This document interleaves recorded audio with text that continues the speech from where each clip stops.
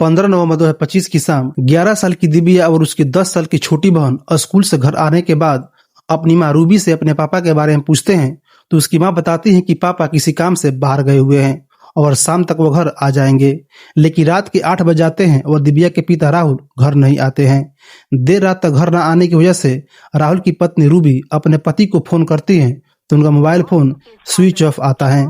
काफी बार ट्राई करने के बाद जब राहुल से बात नहीं होती है तो रूबी अपने रिलेटिव, दोस्त यार, जान पहचान हर जगह पता करती हैं, लेकिन हर जगह से एक ही जवाब आता है कि राहुल यहाँ नहीं आया है। रूबी और उसके दोनों बच्चे इसी इंतजार में पूरी रात गुजार देते हैं कि पापा अब घर आ जाएंगे, लेकिन राहुल का कहीं कुछ पता नहीं चलता है। लेकिन 15 दिसंबर 2025 को उत्तर प्रदेश के संभल जिले के चंदौसी गांव के पटरौआ रोड पर बड़ी ईदगाह के पास कुछ आवारा कुत्ते एक पॉलीथीन बैग को नोच रहे थे और उस पॉलीथीन बैग से एक इंसानी हाथ बाहर निकला हुआ था। जब राह चलते राहगीरों की नजर इस पॉलीथीन बैग पर पड़ी तो उन्होंने तुरंत चंदौसी थाने को सूचना दी।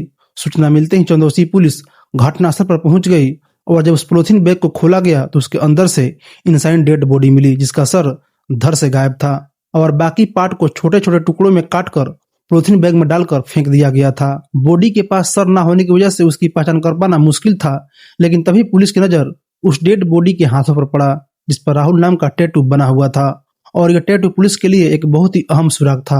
जिसके बाद पुलिस को यह कन्फर्म हो गया कि मरने वाले व्यक्ति का नाम राहुल है, लेकिन राहुल के घर वालों के बारे में कुछ भी पता नहीं था। इसलिए पुलिस ने राहुल के घर वालों को पता करने के लिए आसपास के पुलिस स्टेशन में यह पता करने की कोशिश की कि क्या राहुल नाम के व्यक्ति की कोई मिसिंग कंप्लेन हुई है कि नहीं। तभी पता चला कि चंदौसी के चुन्नी गांव की रहने वाली रूबी ने 18 नवंबर 2025 को अपने पति की मिसिंग रिपोर्ट दर्ज कराई थी।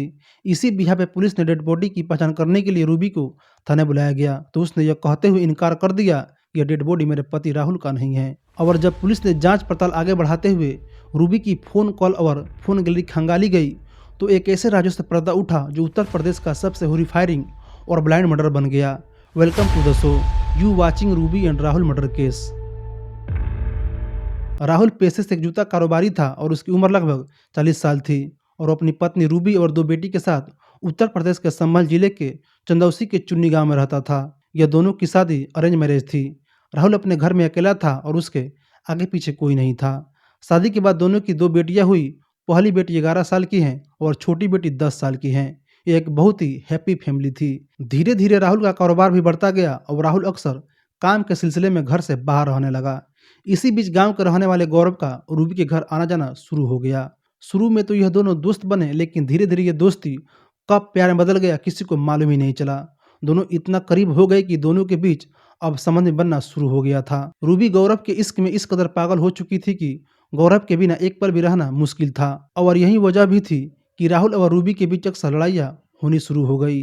राहुल रूबी के चरित्र पर भी सवाल उठाना शुरू कर दिया था क्योंकि वह भाप चुका था कि उसकी गैर मौजूदगी में रूबी दूसरे मर्द के साथ क्या गुल खिला रही है। और इसी तरह रूबी और गौरव दोनों के रिलेशनशिप के 5 साल बीत गए। इसी दौरान रूबी ने अपने पति को रास्ते से हटाने की बहुत बार कोशिश किया, मगर हर बार वो अपने मकसद में फेल हो जाती थी। लेकिन 18 नवंबर 2025 की शाम राहुल अपना काम खत्म करके जब अपने घर आया तो अपनी पत्नी रूबी और गौरव को आपत्तिजनक हालत में देख लिया।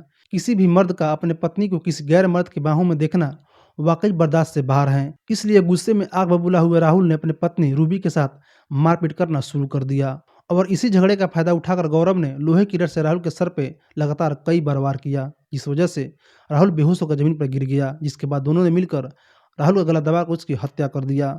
हत्या करने के बाद गौरव और रूबी ने राहुल के बॉडी के 38 टुकड़े किए और फिर अपनी दोनों बेटियों के साथ राहुल के सर को पॉलीथीन बैग में रखकर गंगा नदी में फेंकने के लिए चली गई।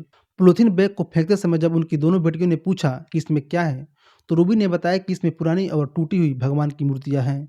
यह बात खुद राहुल की बड़ी बेटी मीडिया के सामने बता रही हैं। सर को गंगा नदी में फेंकने के बाद बाकी बचे हिस्से को पॉलीथीन बैग में रखकर पटरौआ बड़ी ईदगाह के पास बने नाले में फेंक दिया गया और फिर 24 नवंबर को रूबी ने चंदौसी पुलिस स्टेशन में अपने पति राहुल की मिसिंग रिपोर्ट दर्ज करवा दिया ताकि पुलिस की शक रूबी पर ना जाए। लेकिन केस फाइल करने के बाद रूबी अपने पति के बारे में जानकारी लेने एक बार भी पुलिस स्टेशन नहीं आई और यहीं से रूबी पुलिस की शक के घेरे में आ गई। शक के बिहा पे जब पुलिस ने रूबी की कॉल डिटेल्स और फोन की गैलरी खंगाला गया तो सेम वही टी शर्ट पहने एक व्यक्ति की फोटो दिखाई दिया जिसके हाथ पर राहुल नाम का टैटू बना हुआ था और यह वही टी शर्ट था जो लाश के पास से बरामद किया गया था। और फोन कॉल के डिटेल्स में एक ही नंबर बार बार शो हो रहा था जिसपे कई कई घंटे बातें हुई थी और यह नंबर किसी और का नहीं बल्कि गौरव का था।